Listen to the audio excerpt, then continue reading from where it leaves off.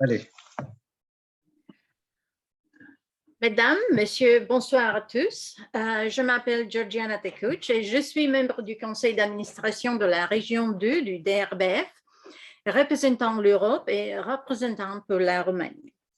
Pour ceux d'entre vous qui viennent de découvrir la DRBF a été fondée en 1990.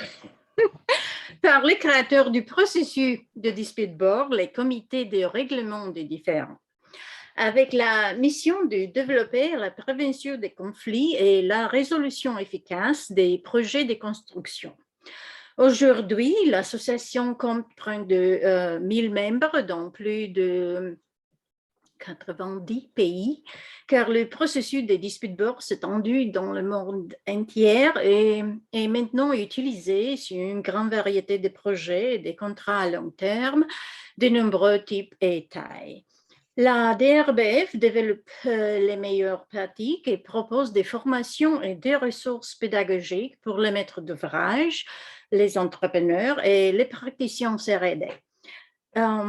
Et fait équipe avec d'autres organisations de l'industrie pour adapter le processus R&D à des nouveaux secteurs.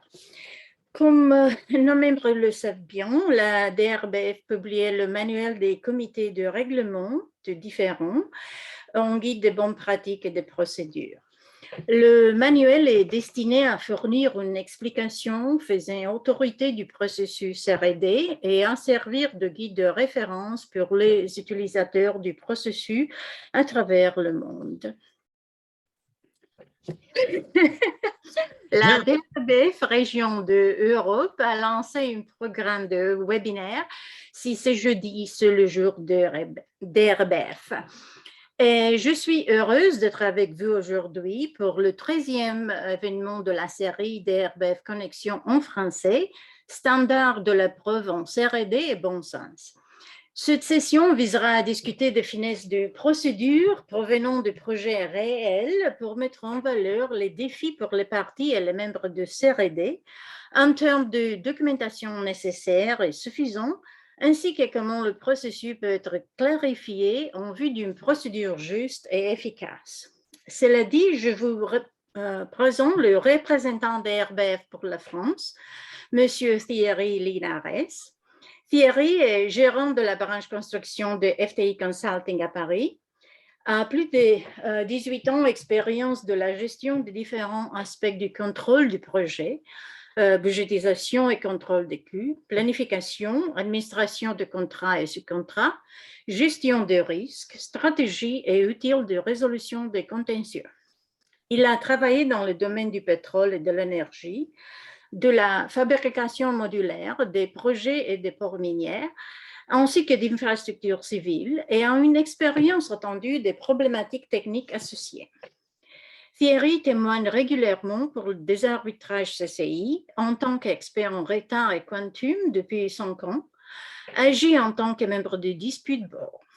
Monsieur Thierry Linares sera rejoint aujourd'hui par Monsieur Javier Lino. Après une carrière dans la gestion de projets industriels et d'aménagement urbain complexe dans un cabinet de conseil, Javier Lino a pris la direction de planification dans une ingénierie réalisant de grands projets hydrauliques. Il a choisi de retourner dans le secteur de conseil en fondant le cabinet Lino et Associés en 2015. Ses domaines d'expertise, oil et gaz, construction, énergie, transport, distribution électrique, traitement de l'eau et des déchets. Il est membre du comité fondateur de le chapitre international de l'Afrique des AFDCI. OK. Et trésorière de la région 2 du DRBF depuis plus de 5 ans. Thierry, à toi. Merci, Georgina. Je pense que l'introduction à qui on est et qui sont les associations sont bonnes, mais je veux en particulier laisser un petit mot pour compléter sur parce que le DRBF, super, mais aujourd'hui, la FDCI avec nous, c'est-à-dire la branche française du SCL, si je traduis, n'est-ce pas? Voilà, c'est AFDCI International Branch. Donc, AFDCI, c'est l'Association française du droit de la construction et de l'immobilier. Et l'année dernière, David Coyne et un comité, David ici présent dans la salle, a créé l'International Branch parce que la FDCI était le membre du SCL international et donc le membre du SCL français. Donc, aujourd'hui, ils sont associés à ce webinaire et représentés d'ailleurs par plusieurs membres du conseil, enfin, je ne sais pas si on peut dire un conseil d'administration, mais disons du board, puisque je vois Richard aussi ici présent, Richard Touloud qui est présent. Voilà, donc c'était pour souligner qu'eux aussi organiser l'événement avec ça. Super. Donc, bienvenue à tout le monde. Donc, ceux qui sont dans la salle avec nous ici ce soir et ceux qui sont en face à travers l'écran. Ça fait plusieurs fois qu'on l'organise comme ça, donc pour moi ça va, mais surtout pour ceux qui sont derrière l'écran, n'hésitez pas, si la prochaine fois vous pouvez venir physiquement, mais si vous êtes loin, à vous reconnecter. N'hésitez pas à nous écrire s'il faut après le webinaire pour discuter plus avant, pour parler du DRBF, ainsi de suite. On ne vous voit pas, mais vous êtes là, bien compris. Le but ce soir, c'est peut-être d'avoir une discussion, pas une discussion, si quand même, ouverte, alors avec une partie de présentation, certes, de la part de Xavier et de moi-même, mais une discussion aussi avec les gens dans la salle, autant que vous voulez, vraiment, s'il faut interrompre au milieu ou poser une question au milieu pour qu'on soit un peu plus vivant, n'hésitez pas, normalement on nous entend des deux côtés. Donc l'objectif d'aujourd'hui, c'était de faire un retour sur, on a dit, un petit peu la charge de la preuve, la structure de la preuve, en particulier dans les CRD. Pourquoi cette idée, et ce par rapport au bon sens ou au sens commun?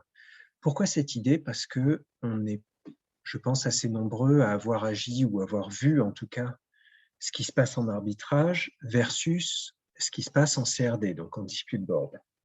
Et ces deux approches qui peuvent être pas nécessairement différentes fondamentalement dans la procédure de résolution, dans la manière d'aborder le différend entre les parties et de le résoudre, par contre qui peut être très différent dans la forme que va prendre la résolution et en particulier l'agrément, enfin ou la flexibilité qu'une des deux procédures peut avoir par rapport à l'autre. Donc Xavier, tu voulais peut-être commencer? Oui, alors en fait, je ne suis pas juriste comme toi, mais quand on a entendu ce sujet, je voulais parler d'un sujet particulier. C'est le recours à l'expertise que peut faire un CRD. Alors, ce qui m'a donné l'idée de parler de ça, c'est que j'ai déjà été plusieurs fois requis en tant qu'expert auprès d'un CRD, et là, je viens d'en obtenir un, et il me semblait intéressant de partager le cheminement qui avait amené un CRD à nommer un expert, parce que justement, ça rejoignait ce sujet de la preuve. Et en fait, également, parce que nous sommes français et que nous sommes en droit civil, au titre de la spécificité du droit civil par rapport à la common law qui influe quand même énormément la manière dont les arbitrages se déroulent et dans la manière dont les arbitrages sont litigués, excusez-moi, je n'ai pas le terme français, c'est pas bien du tout, et ce qui peut varier en France avec les CRD.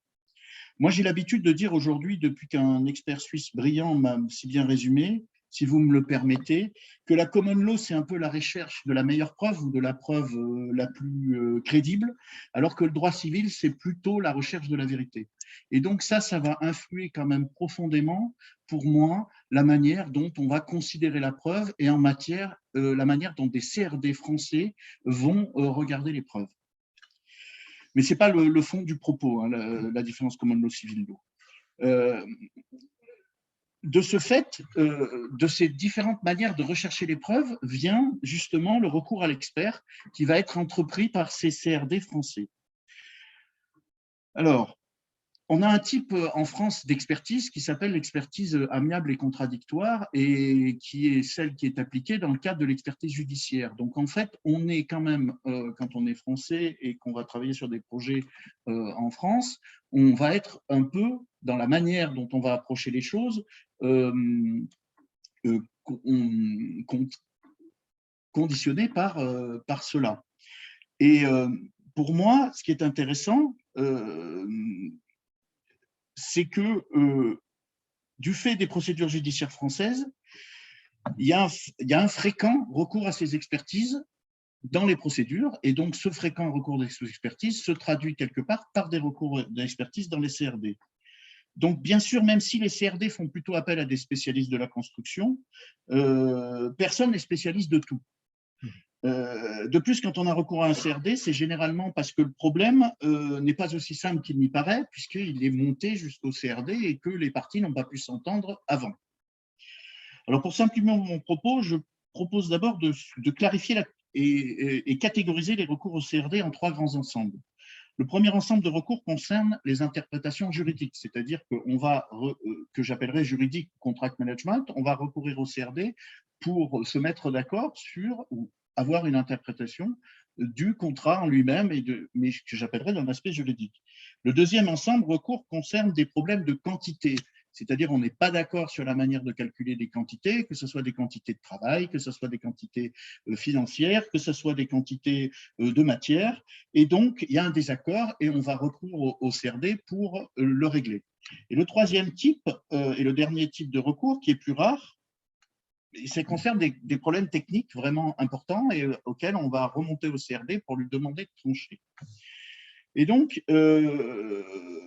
bien entendu, les recours habituels et assez complexes vont recourir à ces 3 types de catégories. Alors, les constatations que je fais sont basées sur mon expérience et sur toutes les discussions que j'ai pu avoir dans les différents congrès auxquels je peux participer et auxquels je rencontre d'ailleurs certains d'entre vous régulièrement. Généralement, le premier point, donc le premier ensemble d'interprétations, on va dire contractuelles, c'est plutôt le point fort des CRD, en règle générale. C'est typiquement le genre de domaine où le CRD va avoir moins besoin d'expertise externe. Et donc, pour juger des choses, quelque part, va disposer lui-même des preuves à l'intérieur de tous les documents qu'il va avoir et il va pouvoir se débrouiller. Évidemment, des problèmes juridiques très complexes peuvent mobiliser l'expertise d'un avocat, d'un juriste indépendant ou d'un avocat spécialisé, mais en règle générale, ce n'est pas trop rencontré dans ce que me disent les gens. Le second ensemble, les quantités, je pense aussi que c'est souvent un point fort des CRD parce que, quelque part, quand on est dans un CRD, on a eu l'habitude de faire des contrats. Enfin, évidemment, je parle de la construction et les problèmes de remesurement de quantité, de matière et tout ça sont connus des membres des CRD et donc ils arrivent généralement à se débrouiller avec. C'est plutôt alors c'est le cas pour toutes les quantités sauf pour les délais et c'est là où j'interviens. Pour moi, les délais, c'est quelque chose de particulier. C'est ce qui a conduit probablement le CRD avec lequel je travaille, qui est pourtant, dans le cas dont je parle, qui est pourtant conduit de membres assez éminents, à faire appel à un expert délai parce que c'est une quantité qui, je veux dire, qui ne s'additionne pas ou se soustrait pas comme l'argent de la même manière avec des faits plus complexes. Enfin, pour le troisième ensemble, ça concerne bien sûr un élément trop vaste de domaine technique pour que mon avis en tirer une quelconque conclusion, mais on peut tout à fait imaginer qu'un problème technique complexe que le CRD soit pas en mesure de résoudre un problème technique complexe et aussi faire appel à un expert. C'est quasi systématiquement le cas lorsqu'on va au tribunal et ça peut être le cas pour un CRD. Donc, petite remarque au passage, pour moi, cette répartition, elle justifie la bonne composition d'un CRD, c'est-à-dire qu'on a quand même un problème, c'est que c'est la judiciarisation des choses et qu'un CRD donc, est plutôt là pour résoudre des choses, donc doit comporter une compétence, on va dire plutôt juridique, une compétence plutôt de quantity surveying, donc de coût délai management de projet, et une compétence technique pour être bien fait. Mais après ces précisions qui sont utilisées et nécessaire, je voudrais revenir au sujet principal. Pourquoi diable un CRD pourrait-il avoir besoin d'une expertise complémentaire pour satisfaire la mission que lui a donnée les parties? Dans le cas dans lequel j'ai été nommé, c'est assez simple à comprendre. Le CRD concerne un projet important d'infrastructure qui doit délivrer un système pour le compte d'une société d'exploitation, le tout étant d'une complexité importante, tant par le type de travaux que le nombre d'autres acteurs concernés. Et donc, le contrat en question est en interface avec, en plusieurs points spatio-temporels, à un point donné, à la fois dans l'espace et dans le temps, et à la problématique autour des retards est particulièrement importante et particulièrement complexe, parce qu'il y a beaucoup d'interfaces, il y a beaucoup de contracteurs différents, et donc la partie qui a contracté l'entreprise se retrouve avec beaucoup de problèmes. En effet, les autres parties du côté de la société d'exploitation, les autres contrats attendent le contrat en question pour pouvoir travailler. Donc, ça place rapidement les parties dans la perspective de ce qu'on appelle un problème tant parlé, qui sont les retards concomitants, soit en fait le cas le plus trapu qui existe en termes d'analyse de retard. Fais une pause. Oui. Une pause. Je suis un peu stressé, je suis désolé. Je vais te donner un exemple pour égayer le propos et pour permettre de t'interrompre. Récemment, donc, je témoignais en tant qu'expert partie devant un CRD sur un projet de route et tunnel, un projet complexe dans un pays de l'Est. Et le CRD, avec cette question-là à l'audience, donc sur un référol, vraiment c'était le mini-arbitrage, comme on en voit souvent, avait cette question-là de dire, mais j'ai vu 2 experts délais me raconter des choses extrêmement complexes avec comme base des centaines, des dizaines, des centaines ou des milliers de documents, et vous n'êtes pas d'accord. Et vous n'êtes pas d'accord, les 2 experts délais. Moi, j'étais dispute board, standing board, j'ai vu quand même le projet pendant 4 ans, j'ai pas besoin qu'on m'explique que c'était le tunnel numéro 2 qui a été la raison du délai principal. Et je vois pas pourquoi il y aurait besoin d'aller plus loin, parce que c'est du sens commun, les 2 parties en sont conscientes, et tout ce qui se passe à travers les centaines de documents que vous donnez et les experts, c'est juste un jeu stratégique. Vraiment, le dispute board, donc, qui était tout seul, c'était un membre unique, nous explique ça à l'audience. Chacun essaie juste de noyer le poisson. Là, vous jouez, vous dites oui, mais il n'a pas donné la preuve, donc c'est pas possible d'être sûr que ce soit vraiment le tunnel et que ce soit pas la route. Puis revenir en disant mais simplifions, tout simplement. J'ai pas besoin de tout ça. Je ne suis pas un tribunal arbitral. Les faits, j'ai le droit de les connaître. J'ai pas besoin que chaque virgule me soit prouvée. Et pour moi, c'était très intéressant parce que surtout, il en est arrivé au point de dire, mais même si vous n'êtes pas d'accord, les experts délais, sur votre méthodologie, sur des points de détail, très honnêtement, la dispute, elle peut se résoudre à 1 page A4. Finalement, un summary, c'est pas... En fait, il voulait expliquer, il a expliqué à la fin que le but, c'était pas de faire une décision à la virgule sur la base donc, de documents, qu'ils s'en fichaient si c'était 119,27 jours. L'important, c'est qu'on était à peu près à 120 et qu'il valait mieux toucher la cible qu'être très précis au milieu de la cible. Et c'est là où, ensuite, il a fait un peu pareil sur le quantum, d'ailleurs. Il a joué à dire la débauche de documents qui est donnée, la débauche d'explications, vise à une précision qui n'est pas nécessaire. Parce que, de toute façon, toute cette précision n'est qu'un assessment, n'est qu'une estimation dans tous les cas. Donc, vous visez une précision dans l'estimation, c'est peut-être pas nécessaire. Et moi, c'était une des choses qui m'a beaucoup intéressé. Et je vais repasser dessus sur le quantum après. Peut-être que tu peux reprendre ton propos sur les delays, du coup. Oui, tout à fait. Alors, oui, Thierry. Alors, c'était le cas d'un standing qui est bien sûr un gros intérêt intellectuel et stratégique, c'est-à-dire que par rapport au volume et à la complexité de la preuve ou des soumissions des parties, le standing board a cet avantage énorme. Bon, d'avoir sa propre connaissance du projet, sa propre expertise aussi, mais sa propre connaissance du projet. Et donc de pouvoir faire preuve de bon sens et de sens commun, dire, attendez, on peut largement aller droit au but au lieu d'aller dans une débauche.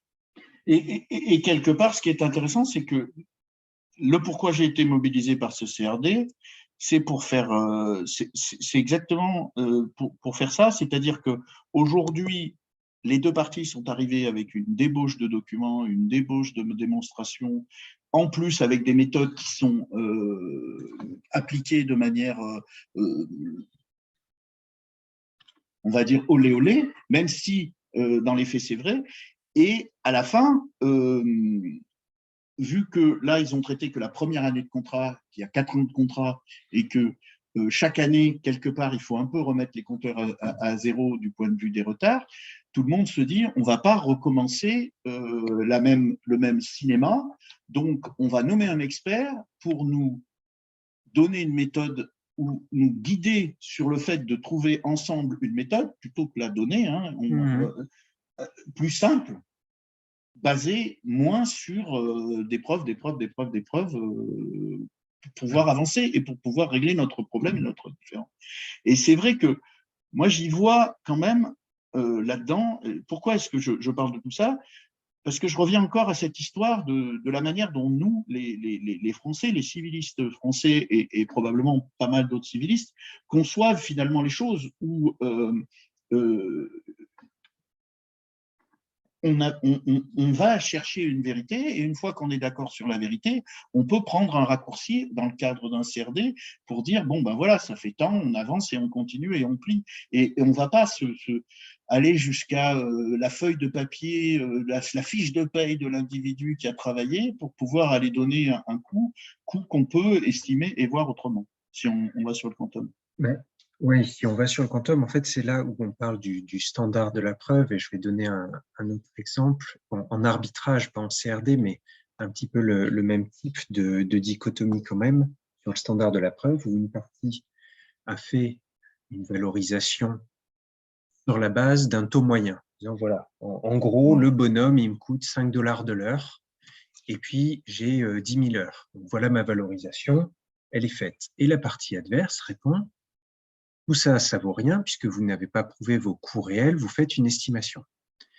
Et on s'est retrouvé devant un arbitre qui, en effet, lui, est censé juger sur des faits, sur des preuves, et qui n'était pas très content avec une estimation, qui n'était pas convaincu avec une estimation parce que, finalement, il était obligé de prendre position par rapport à l'estimation.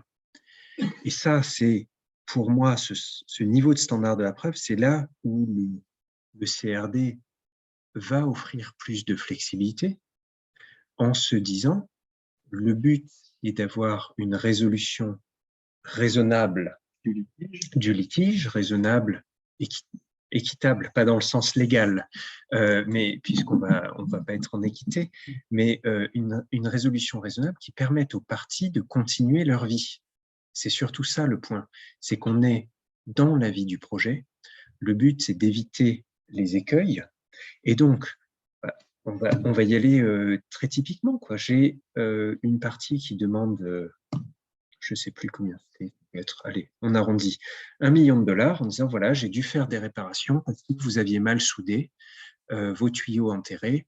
J'ai dû moi-même aller réexcaver, sortir les tuyaux, pardon, j'arrête de bouger, ressouder. Ça m'a coûté 1 million. Et la partie, donc le contracteur qui avait en effet peut-être mal fait le boulot, dit certes, mais sur votre facture d'1 million, là, ce que vous avez fait, vous, avec un autre sous-traitant, il y a juste marqué réparation. Il n'y a pas marqué réparation du travail défaillant de un tel, entre telle date et telle date. Donc, vous n'établissez pas votre lien de causalité, pouf, pouf, on peut en discuter pendant des années. Et là, j'ai un CRD intelligent qui a dit, non, mais attendez, on ne va pas en discuter pendant des années. Ça, je n'ai pas besoin d'une preuve, je n'ai pas besoin qu'on me montre des timesheets, je n'ai pas besoin qu'on me montre des photos toutes les 4 heures du chantier et des gens qui travaillaient. Il faut arrêter de demander ça. On était tous ensemble, encore un standing, hein, bien sûr, mais on était sur le chantier, on sait ce qui s'est déroulé à la grosse, bien sûr, pas heure par heure, mais on sait que cette facture concerne bien les réparations des tuyaux enterrés de soudure. Donc, là encore, on revient sur se dire le standard de la preuve. Bien sûr qu'il doit y avoir preuve, qu'il doit y avoir matérialité du préjudice et compréhension du lien de causalité entre une défaillance et ce préjudice pour aller vers une compensation. Mais j'ai bien dit compréhension du lien de causalité, parce que c'est souvent le problème. C'est difficile à démontrer un lien de causalité. Et le DB a souvent plus de manières pour accepter un petit peu de storytelling parce qu'il en fait partie, plutôt que de chercher à tout prix, montrez-moi la timesheet et si j'ai pas, je peux pas me prononcer parce que vous comprenez, moi je peux pas prendre la responsabilité. Non, au contraire, DB va vouloir prendre une responsabilité pour débloquer la situation. C'est là le gros intérêt. Oui, et puis, quelque part, s'ils veulent justement revenir à ce standard de la preuve qu'on a en arbitrage, ben, on va au procès. Puisque là, par contre, le juge va nommer un expert, quantum financier, qui, lui, va vouloir toutes les factures pour prononcer une preuve absolue du préjudice. Mais si je rebondis sur ce que tu dis et que je compare avec les délais, c'est un peu le même problème, parce que là, dans le cas qui m'a été présenté, dont je commence à prendre connaissance, vous avez un tas de retards concomitants. À un moment donné, on ne va pas faire un planning complet du chantier, de milliers de tâches et tout avec tout. On ne va pas faire une TIA de 3 ans pour aller déterminer qui pousse quoi, quand. Excusez-moi, une time impact analysis de 3 ans pour aller déterminer précisément qui pousse quoi. À un moment donné, on arrive bien sur une espèce d'approche rationnelle qui se place à travers de la négociation pour aller recaler ces jalons contractuels. Puisqu'en fait, le problème, c'est de recaler les jalons intermédiaires contractuels qui sont en interface avec les autres lots du chantier. Et donc, effectivement, il y a donc une latitude qui est nommée au CRD. Et puis, encore une fois, un CRD, c'est là pour… D'abord, la première mission d'un CRD, c'est bien d'avoider la dispute quelque part. Donc, c'est de la régler, mais d'éviter que ça n'aille plus loin. Donc, quelque part, on n'est pas obligé d'avoir effectivement cette TIA pour trancher sur ce genre de recalage de jalons. Après, si les parties ne sont pas contentes, eh ben, elles finiront au tribunal. Et là, bonne chance. Mais elles n'iront pas au tribunal parce qu'on est en plein milieu du projet et quelque part, elles veulent juste quelque chose de faire. C'est ça qu'elles recherchent. D'expérience et sur les statistiques du DRBF, la plupart des disputes, qu'elles soient petites, moyennes ou grosses référolles, je ne sais plus quel était le chiffre, Georgiana, mais c'est plus de 98%, je crois, de tête, sont résolus dans le dispute board dans le cours du projet, au lieu d'évoluer vers une dispute lourde. Donc, il y a quand même un bon filtre qui est passé par ce sens commun. Et ce sens commun, il est aidé. Alors, encore dispute board standing, parce que je pense que c'est vraiment l'élément qui permet de faire les choses mieux, mais c'est aussi d'avoir une discussion pour la prévention, une discussion entre les parties et avec le dispute board sur justement quelles vont être les bonnes bases de la documentation qui existe sur le projet, qui est échangée sur le projet, qui est disponible à tout le monde, pour que de la même manière, on ne se retrouve pas 3 ans après à dire « Ah oui, mais il faut me montrer les timesheets de tes bonhommes pour savoir où tu as travaillé. Ah oui, mais j'ai pas de timesheet. Moi, de toute façon, j'étais au forfait. J'avais pas de raison d'aller faire des timesheets pour compter où étaient mes bonhommes à gauche, à droite pour anticiper un claim. Ah oui, mais sans timesheet, je peux rien te payer. » Là, on voit des bons standing boards qui, pour anticiper justement ce genre de problèmes qui sont assez communs quand même et très récurrents, vont dire aux parties depuis le début, bon, en fonction de la taille du projet, de l'industrie dans laquelle on est, est-ce que vous êtes d'accord qu'il faut garder des timesheets ou pas? Est-ce que vous êtes d'accord que, j'en sais rien, il y a les documents d'ingénierie sont enregistrés dans le système du contracteur, par exemple, qui fera foi pour les dates d'envoi, pour les transmittos, et discuter de ça en amont, être sûr que les outils, les records qui sont mis en place correspondent, factuels, soit au moins que la source de l'information factuelle soit déjà un accord, finalement, permet d'avancer beaucoup plus vite ensuite sur le fond des contentieux. Typiquement, encore une fois, le contre-exemple, c'est le contre-exemple de cette société, pour moi, c'était là en Israël récemment, grande société pour laquelle tu as travaillé pendant un moment, il me semble, qui avait l'ingénierie sous son coude, qui gardait en fait la database de toute l'ingénierie et qui, au moment de l'arbitrage, en fait, a coupé tous les accès. Puis l'autre partie se retrouve à ne pas pouvoir prouver quand est-ce que les documents d'ingénierie lui ont été donnés ou pas, parce que c'était que dans cette database.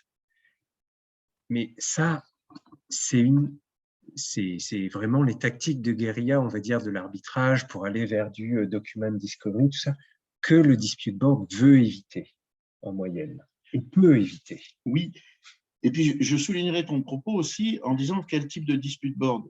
Parce que moi, dans le cas dont je vous parle, le dispute board, c'est un DRB, c'est pas il est standing, mais il recommande, il n'adjudique pas, puisqu'on est en France, donc quelque part, les décisions, les dispute boards sont super, sont ouverts des recommandations. À quoi ça sert d'aller jusqu'au fond des choses en termes de documentation et de fourniture, sachant que de toute façon, si on n'est pas content, on ne suit pas la recommandation du dispute board.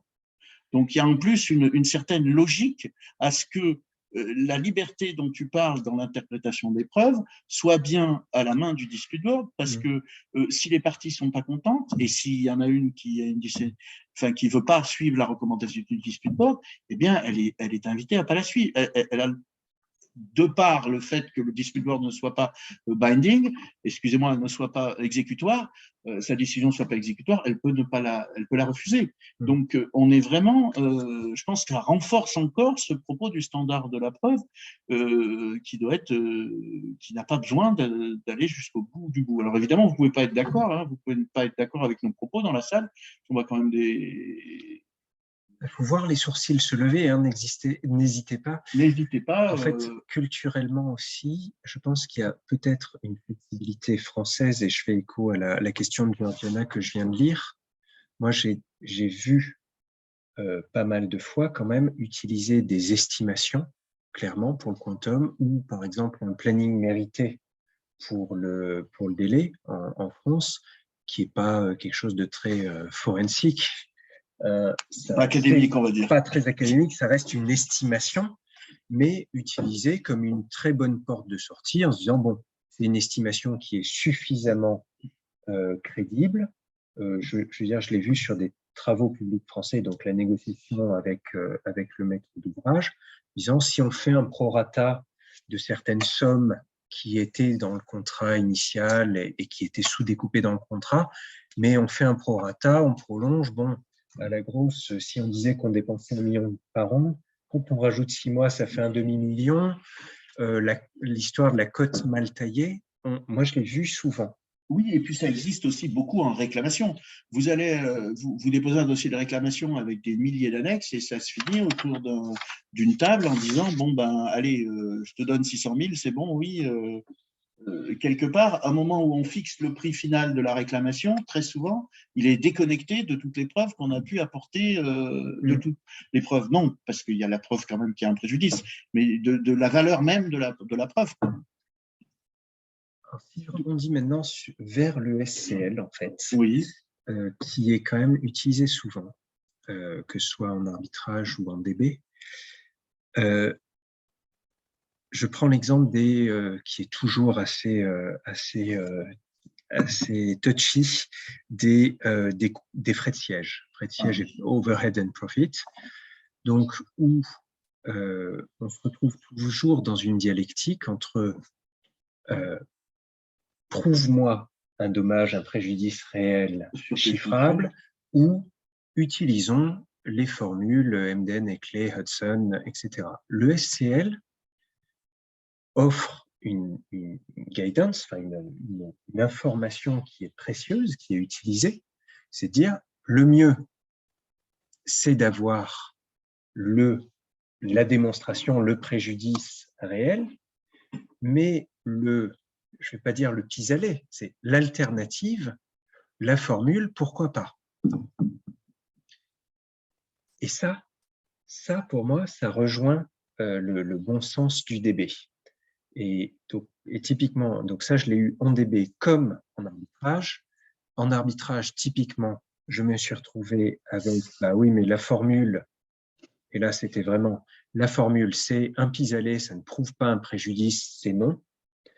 Alors qu'en DB, bon, la formule donne un chiffre qui est intéressant, qu'on peut benchmarker peut-être en faisant un petit prorata direct sur la valeur du contrat ou en regardant la compta. Donc, il faut peut-être venir sécuriser en faisant un autre petit calcul à côté, mais qui est intéressant. Et c'est là où on rejoint l'estimation au lieu de la preuve pure et dure.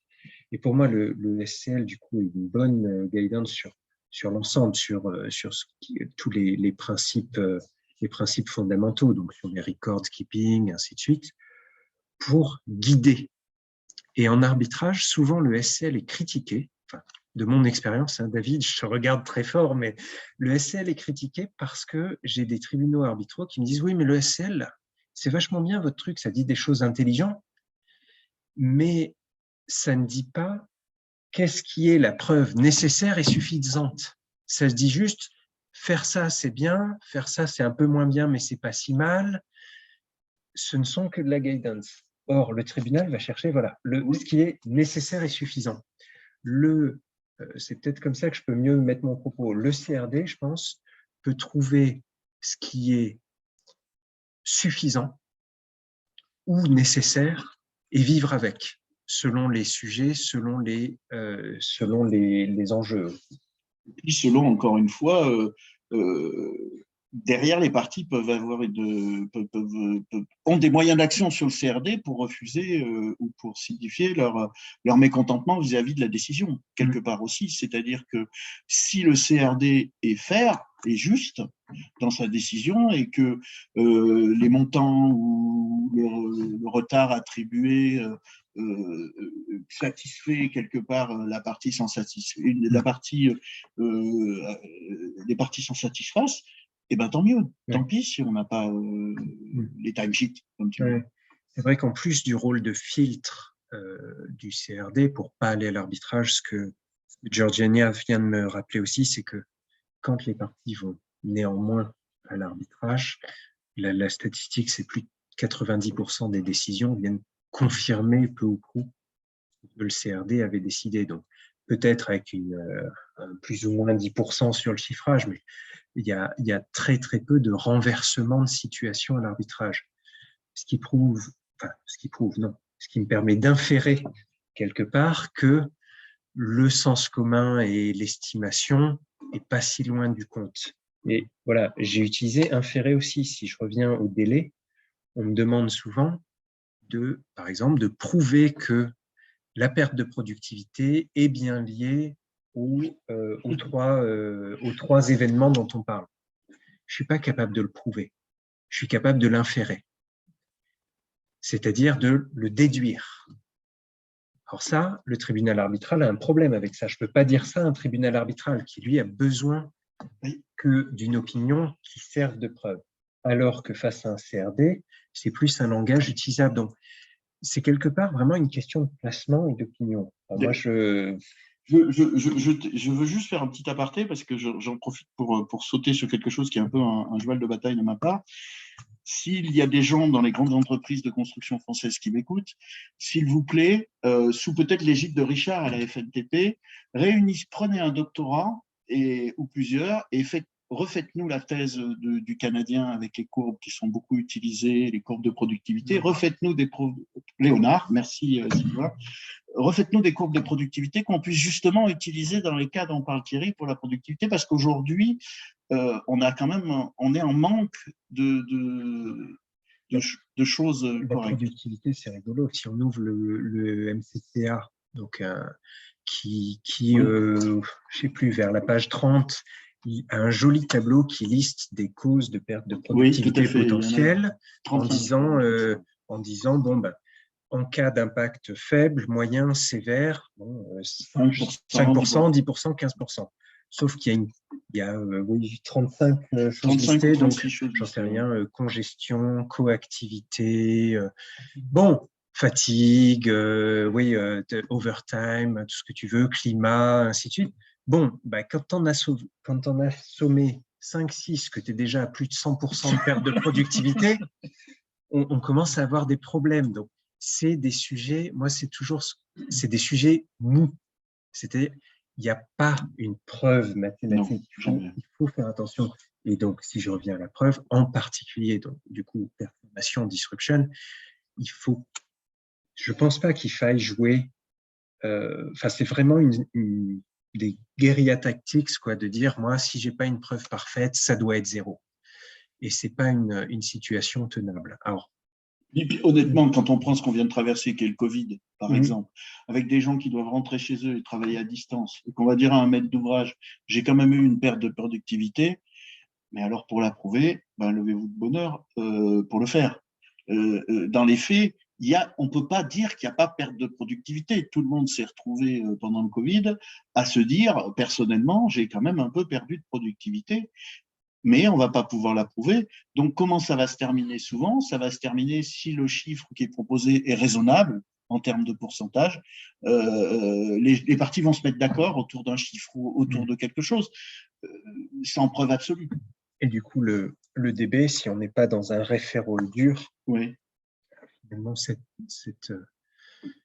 propension à vouloir faire pas de la médiation, pas de l'adjudication, mais donc du support, vraiment du conseil quelque part aux parties pour les aider à trouver quelque chose de raisonnable, peut-être estimatif, peut-être pas précis, mais qui permette de continuer. Alors sur ce, ouais, j'aimerais vraiment voir. On a l'air d'accord entre nous. Oui. C'est très désagréable. La prochaine fois, je prendrai quelqu'un avec qui je suis pas d'accord parce que c'est pas drôle. Est-ce qu'il y a quelqu'un qui est pas d'accord, enfin qui voudrait rebondir parce que ça serait plus intéressant, ou est-ce qu'il y a des questions précises, ou est-ce que vous voulez partager un cas? Je sais pas si César, sur ton DB naissant, est-ce qu'il y a déjà des trucs tout pourris qui se passent, qui sont intéressants?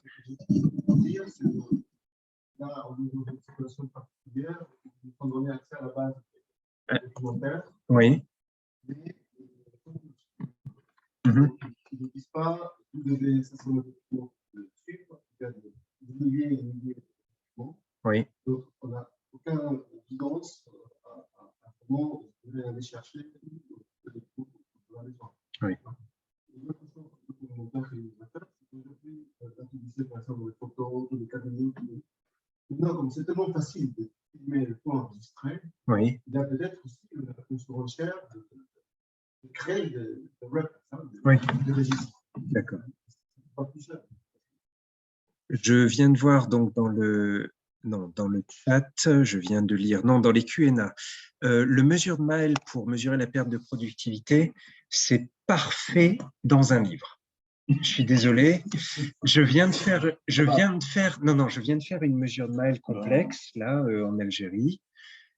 Alors, on avait une baseline qui permettait de calculer des productivités, donc entre un très joli histogramme de mobilisation et prévision d'avancement. Je globalise, mais voilà, on va faire 3% de progrès par mois avec 100 bonhommes. J'ai une première période non impactée, aucun delay event clémé par aucune des deux parties, qui est longue en plus, j'ai 1 an.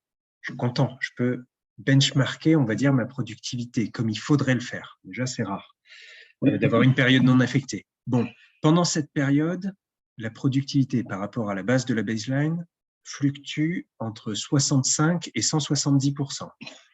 Déjà, je suis embêté quand même. C'est-à-dire que mon benchmark par rapport à la théorie n'est pas terrible. Et ensuite, dans les périodes affectées, tenez-vous bien, j'ai une fluctuation qui n'est plus que de 80 à 120%. C'est-à-dire que j'ai moins de fluctuations que dans la période non affectée. Ben, j'ai fini ma mesure de mile par dire c'est cool, je vais faire autre chose. Donc, j'aime beaucoup le mesure mile sur le principe. C'est pas facile à mettre en œuvre parce que les projets, malheureusement, vivent, enfin, chaque jour est différent. Il n'y a pas assez, enfin, j'ai rarement vu quelque chose de très lissé, à part peut-être si vous posez du pipeline aux dizaines de kilomètres ou si vous faites de la route tout droit aux dizaines de kilomètres, il faut que ce soit linéaire, tout droit, autant que possible, parce que dès qu'il y a un virage, tout à coup, c'est un problème. Donc, c'est assez rarement applicable tel quel. Ça reste intéressant, j'ai vu des measured miles en fait qui prenaient, mais ça devient plus mathématique, qui prenaient plein de points de référence aussi dans le projet pour venir relisser la moyenne, mais j'ai toujours peur de ce qui est mathématique. Je vois Sylvain, ouais, qui... C'est ça, plus c'est mathématique, plus c'est aussi grossier quelque part comme assessment. Oui. Mais je veux dire, j'ai fait une réclamation dans le cadre d'un marché public, un tramway sur le Parisien. Oui. Je suis parti aussi CCRA, en fait, oui, le CCRA, oui. Et j'ai fait une démonstration pendant. Oui, et ça a bien fonctionné. Alors, cool. C'était un marché d'assainissement. Ah oui. C'est du linéaire, bon, un peu compliqué parce que j'avais également des branchements, des mètres différents, etc. Mais oui, mais alors. Globalement, le CIRA a retenu la idée. Et dans ta. Enfin, moi, ce que j'aime. La suite du bulletin, elle était de montrer qu'effectivement, on ne s'était pas tenté de. Oui. Et d'avoir d'autres points de référence sur des projets similaires. D'accord. Et ça aussi, ça fonctionne. Et au niveau de la. Oui. Et au niveau du standard de... Oui, marché public. Et au niveau du standard de la preuve, si tu, par exemple, pour faire ton measurement, pour les heures dépensées, on est allé jusqu'où dans la... La chance avec ce marché public, c'est un marché Bordeaux. Oui. Donc on a toujours la possibilité d'avoir les sous-détails de prix que l'on sait faire. Oui. Et quand on monte des estimations, on s'appuie sur les sous-détails de prix. Voilà. Et là, le SPIRA a aussi activé la méthode. En fait, on a quelque chose qui est vrai, qui est des sous-détails de prix qui ont été fournis avec le marché et qui sont devenus contractuels. Et donc, tous les rendements qu'on a calculés avec les sous-détails de prix, à partir du moment où on a passé sur les prix, on peut démontrer qu'on s'est pas donné. Oui, et donc, ça fonctionne aussi. Là, tu touches un point qui, pour moi, est essentiel dans ces histoires, c'est que c'est le degré à laquelle on prend la productivité. Je veux dire, faire du mesure-maille sur une équipe de 8 personnes qui est en train de déployer des câbles, ça va être précis, ça va être bon. Faire du mesure-maille sur une productivité qui est avec des tuyauteurs, des électriciens, des bétonniers et tout ça, et on a pris tout ça et on a c'est n'importe quoi. On a fonctionné par atelier. Ouais, c'est ça. On avait différents corps de métier qui étaient pour faire un atelier. Oui. Et qui sont tout à fait dans le parcours. Donc ça allait. Ouais. Juste pour dire que ça marche. C'est du mesure-maille, ça peut être expliqué comme ça au CIRA. Oui. Comment tu le dirais en français d'ailleurs? Méthode de référence. Étalon. Oui, méthode d'étalon. Mais ça a fonctionné. Super. Quand même, tu as dû avec une comparaison. Avec des benchmarks sur d'autres projets. Oui, en fait, c'est deux méthodes proposées par le SPL. Ah oui, tu as raison aussi. Il y a deux méthodes là derrière. Mais ça ne était juste pour montrer qu'on ne s'était pas contré. Oui. Mais les sous-détails de prix qui avaient été faits, les rendements qui avaient été positionnés dans le sous-détail de prix, et les rendements que l'entreprise pouvait accepter. Que quand c'est normal, elle est capable de faire ce projet. D'autant aussi que ces derniers temps, beaucoup de projets ont été attribués avec des délais complètement sous mauvais et donc on a des difficultés à aller faire des productivités qui ressemblent à celles qu'on aurait vendues au marché. Ça, c'est très cool. Une remarque aussi, si je peux, oui. Une contradiction sur notamment les frais généraux et les codes IDM, etc. Moi, je suis plutôt partisan en fait de la démonstration de la perte des frais généraux et d'utiliser une méthode de calcul d'elle ou autre pour démontrer ou pour chiffrer. Voilà. Mais pour moi, il y a la preuve fondamentale est quand même causalité d'abord. La causalité de montrer. C'est très compliqué. Et la plupart des entreprises qui font les profits se plantent en fait par la façon de démontrer la perte de prévision. Par expérience, je le vois. Mais en fait, voilà, je suis plutôt partisan de dire qu'il faut nous montrer quand même qu'il y a véritablement une perte de frais généraux. Pourquoi n'avez-vous pas été capable de couvrir des frais généraux ailleurs? Oui. Et en revanche, ça au niveau qualitatif et ensuite au niveau quantitatif, s'appuyer. Donc, on retombe quelque part sur ce qu'on vient de dire à l'instant sur Measured Mile plus benchmark. Finalement, il y a une partie un peu qualitative pour supporter un point, puis une estimation quantitative. C'est vrai que j'aime bien l'approche. Ça permet d'en discuter, de s'appuyer sur deux choses et de revenir au bon sens, quoi. Sylvain. Un expert, je pense, c'est le doute.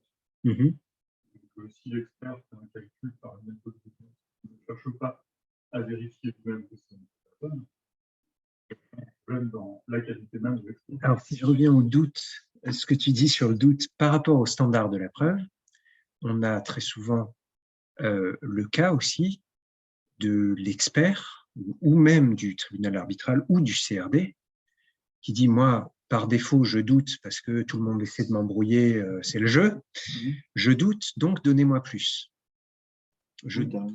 Alors, non, mais au point que, si je reviens vers le quantum, j'ai vu un ordre d'achat, donc le contrat d'achat, les factures qui vont avec, les comptes rendus mensuels qui étaient en backup des factures, la partie adverse, les transferts d'argent sur les extraits de comptes bancaires, et la partie adverse qui soutient encore qu'il manque de preuves, parce que donnez-nous vos extraits de comptabilité jusqu'à aujourd'hui, parce qu'il est possible que vous ayez contrepassé la dépense et rendu l'argent au mec après.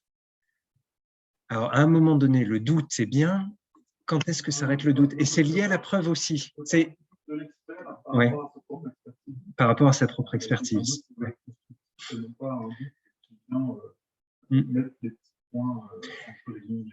Mais le problème, c'est que ça peut être vrai. Oui. Parce que les coûts qui sont contrepassés, je l'ai vu dans des comptas imaginatives.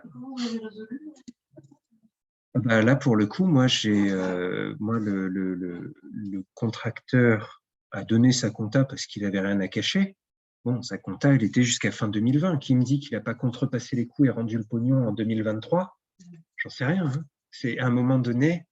Qu'il dit qu'il a pas, et puis en plus qu'il dit qu'il n'a pas fait ça de manière invisible, comme faire un contrat pour quelqu'un d'autre, enfin comme donc, ça se fait. Donc il y a un doute raisonnable sur voilà sa propre analyse, un doute raisonnable sur la preuve ou le sujet dont on parle, qui sont intéressants certainement à analyser, mais où c'est là où il faut placer la barre. Et je pense que le CRD ne va pas placer la barre plus bas qu'un tribunal arbitral, mais va être capable de mettre du sien pour déterminer la barre, au lieu de juste dire « elle doit être là, parce que moi, si on ne me donne pas tout ça, c'est pas moi qui vais m'engager ». Non, le CRD va plus s'engager, engager sa propre opinion pour aider les parties à avoir quelque chose qui soit suffisant.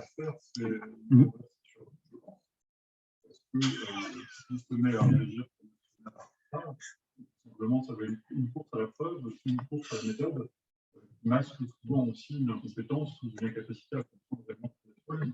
Et a priori, si on s'appelle un CRD, c'est quand même pour accompagner des entreprises qui n'ont pas envie de dépenser trop d'argent ou de temps à rechercher de la connaissance, sachant qu'elles ne sont pas.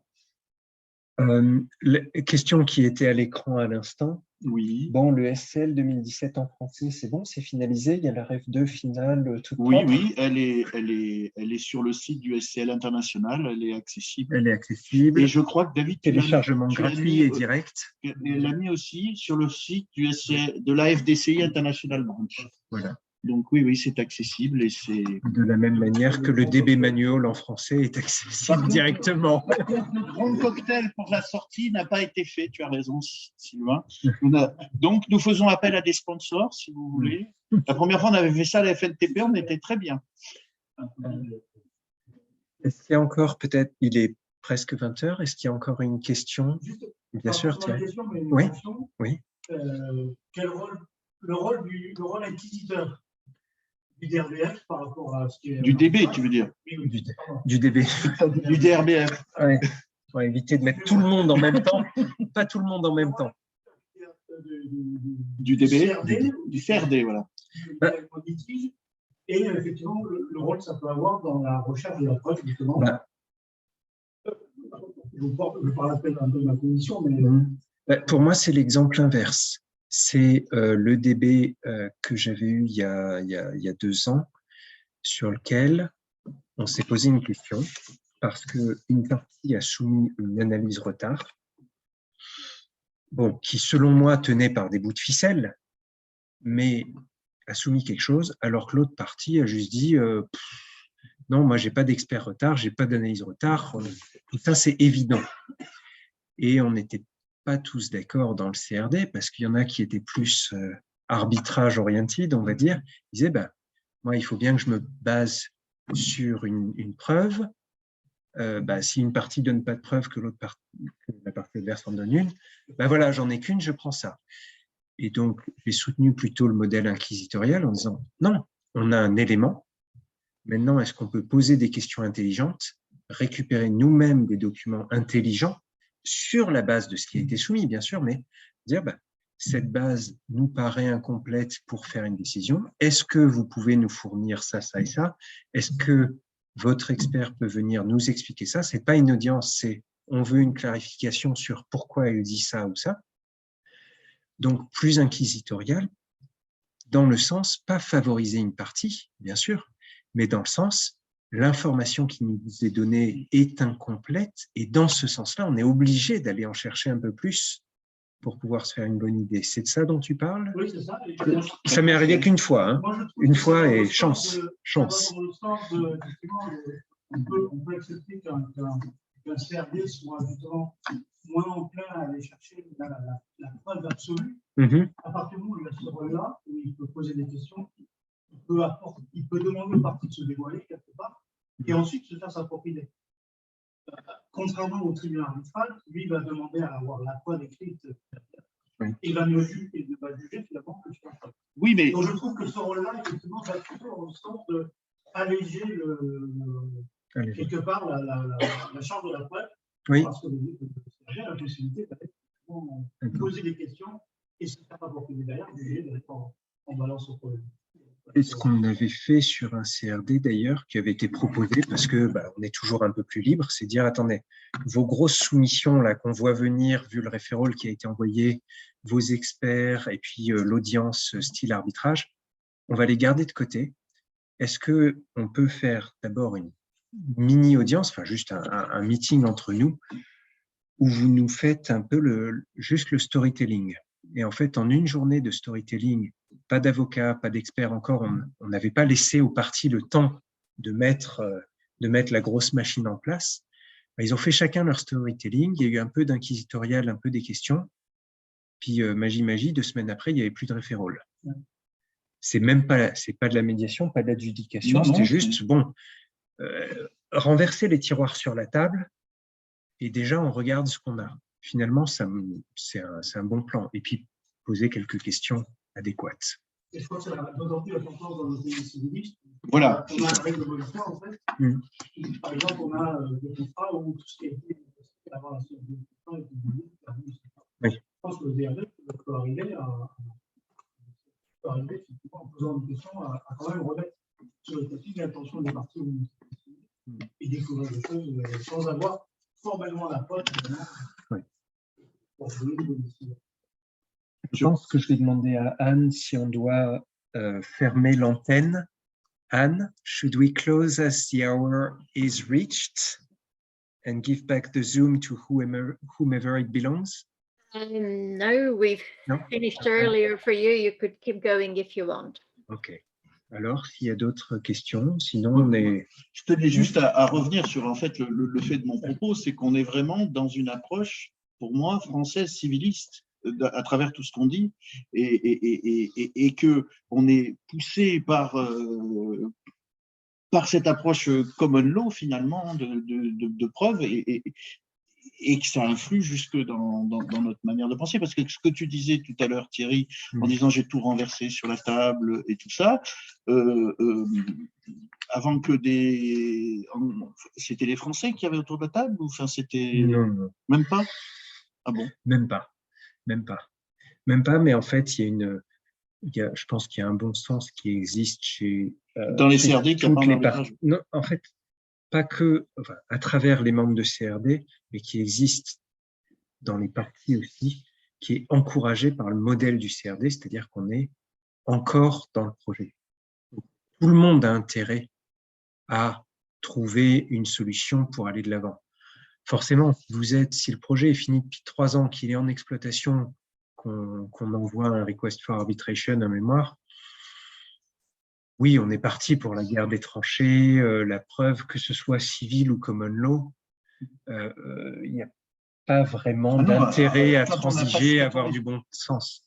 Donc, c'est aussi le modèle CRD, le fait de prendre les sujets tant qu'ils sont frais, qui encourage et qui permet d'aller dans ça. Plus ensuite, les pouvoirs qui sont conférés au CRD et l'attitude des membres de CRD qui aident encore plus à aller là-dedans. Oui, mais pourtant, ce que disait Thierry tout à l'heure, la dérive judiciaire des CRD, elle est quand même présente et on doit faire attention, quoi. Quand ça reste dans le projet, je pense que on cherche à oui. Je pense que les deux parties de recherche, on valide les montants globaux, pas de détails. On dit quoi en France? Qu'on préfère un mauvais accord qu'un bon jugement, quelque chose comme ça? Non, un mauvais accord qu'un bon procès. C'est exactement ça. Donc en fait, quand le projet directeur revient vers nous pour valider les accords, les compromis, on regarde les gros montants, des dizaines de millions d'euros, quelque chose comme ça, on ne rentre pas dans le détail. Et la volonté, c'est de dans le sens de ce que vous dites. Et puis, quelque part, on est le motif de la dispute à travers ce qui est proposé, il est adressé. Il n'y a pas que l'argent, il y a aussi le motif. Le tort ou quelque part est reconnu.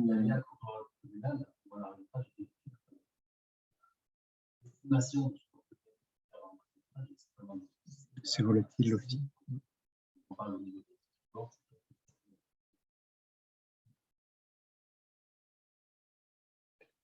Bien. Je propose de clore quand même, bien qu'on nous laisse l'antenne. Merci Georgiana et Anne, mais on va clore pour ce soir.